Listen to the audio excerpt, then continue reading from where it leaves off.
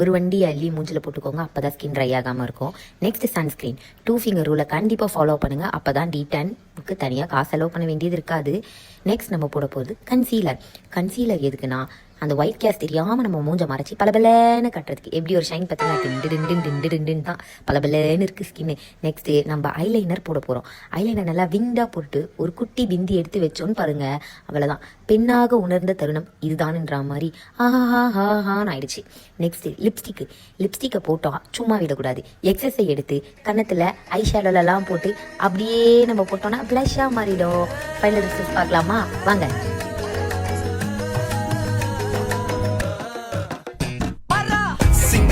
என்ன கொஞ்சம் சிக்காம சிக்க எடுத்தா காதோட சுத்த வச்சா ரிங்கா ரிங்கா. மண்ணாதி மன்னர் எல்லாம் பின்னாடி வந்தாலுமே என்னாண்ட மாட்டேங்க நான் தங்க